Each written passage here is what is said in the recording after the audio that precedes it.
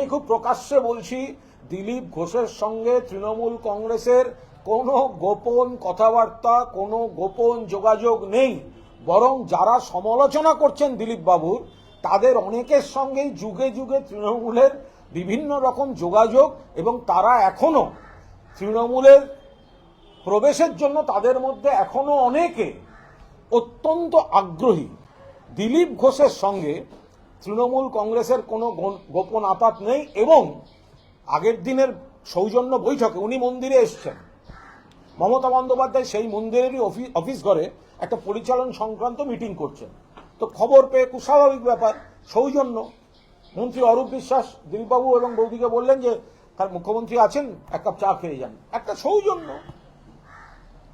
তো বলে এখানে কোনো গোপন কোনো রাজনৈতিক কথাবার্তা হয়নি। বরং যারা দিলীপবাবুকে সমালোচনা করছেন তারা অনেকেই তৃণমূলে আসার জন্য, তারা বা তাদের অনুগামীরা বা তাদের শাখা প্রকাশ, তাদের মধ্যে অনেকেই তৃণমূলে আসার জন্য তারা বিভিন্ন রকম যোগাযোগ রাখছেন। আমরা তো বারবার বলেছি, একাধিক এমপি, এমএলএ তো দীর্ঘ এমএলএ দীর্ঘ, তো সেগুলো আর সাংগঠনিক লোকজন, হলদিয়ার এমএলএ জয়েন করে গেছেন সর্বশেষ। আরো ৩-৪ জন এমএলএ তো গত ১০-১৫ দিনের মধ্যেও জিজ্ঞেস করেছেন তাহলে একটা দিনক্ষণ ঠিক হোক। তো সেটা তৃণমূল খুলছে না, কিন্তু তার মধ্যে দিলীপ বাবু নেই। দিলীপ ঘোষের সঙ্গে আমাদের রাজনৈতিক মতপার্থক্য আছে। দিলীপ ঘোষ তিনি যে দল করেন, যে রাজনীতি করেন, আমরা তার বিরোধী। ফলে রাজনৈতিক মতপার্থক্য এবং বিরোধ থাকবে।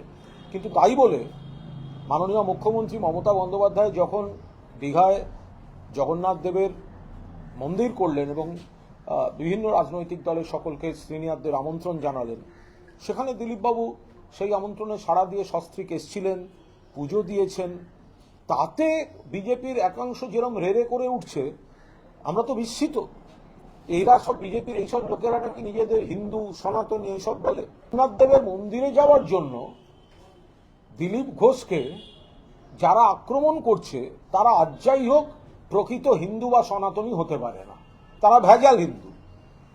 তারা হিন্দুত্ব নিয়ে ডিস্টর্টেড হিন্দুত্বে ভোটের মার্কেটিং করার, দলবাজির মার্কেটিং করার হিন্দু ওরা।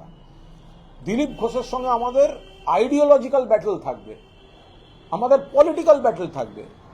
কিন্তু তিনি একটি আমন্ত্রণে সাড়া দিয়ে তিনি যদি সস্ত্রীক এসে মন্দির উদ্বোধনের দিন প্রভু জগন্নাথের দর্শন করেন, প্রণাম করেন, পুজো দেন, তাই নিয়ে যারা আপত্তি করবে তারা আর যাই হোক হিন্দু হতে পারে না। ফলে যারা হিন্দুত্ব ভাঙিয়ে খায়, যারা হিন্দুত্ব ভাঙিয়ে রাজনীতি করে, যারা রাজনীতির জন্য বিকৃত হিন্দুত্ব নিয়ে মার্কেটিং করে, তারাই একমাত্র দিলীপ ঘোষকে আক্রমণ করছে। নমস্কার, সুকান্ত মজুমদার বলছি। আপনাকে, আপনার ছেলেকে অনেক অনেক অভিনন্দন।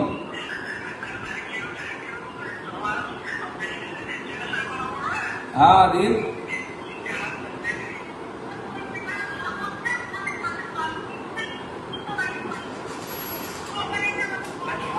হ্যাঁ, আমি সুকান্ত মজুমদার বলছি। অনেক অনেক অভিনন্দন, শুভেচ্ছা। আগামী ভবিষ্যতের জন্য ভালো করে পড়াশোনা করো। হ্যাঁ ঠিক আছে, ভালো থাকবে। কোনো সুযোগ হলে অবশ্যই দেখা হবে, ঠিক আছে? আর কোনো অসুবিধে হলে এই নাম্বারে যোগাযোগ করো, ঠিক আছে? ঠিক আছে। আমি দেখি না কে মন্দির তৈরি করেছে, আমি ভগবানকেই দেখি। আর এটা আমরা জানি যে মন্দির যেই তৈরি করুক ভগবান সবার হয়। কালীঘাটের মন্দির তৈরি করেছে কেউ জানে না, বা তারকেশ্বরের মন্দির কে তৈরি করেছে আমরা জানি না, কিন্তু ভগবানকে দর্শন করতে যাই তখন ভুলে যায়। রাম মন্দির কে তৈরি করেছে সেটাও লোকে ভুলে যাবে, কিন্তু রামকে মনে রাখবে।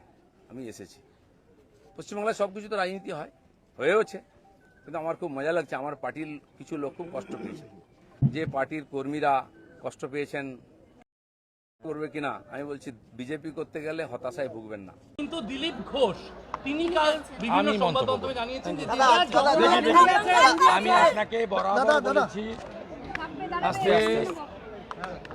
হিন্দুত্বের প্রশ্নে আমাকে প্রশ্ন করবেন, আমি বলবো বিরোধী দলনেতা, সরকারের ব্যর্থতা, সরকারের ত্রুটি বলবেন, আমি প্রশ্ন করব।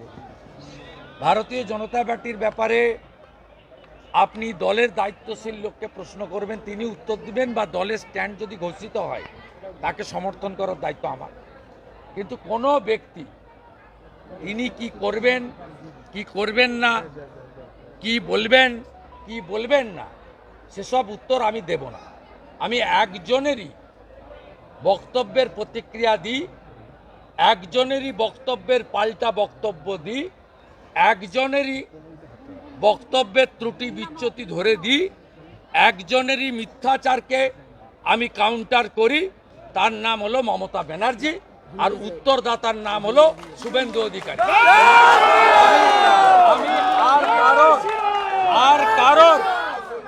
আর কারোর ব্যক্তিগত বিষয়, তার মন্তব্য, তার চলার ধরন, তার কাজের ধরন, প্রেম প্রীতি ভালোবাসা, রাগ বিরহ দহন, এসবের উত্তর আমি দিই না, ভবিষ্যতেও দেব না।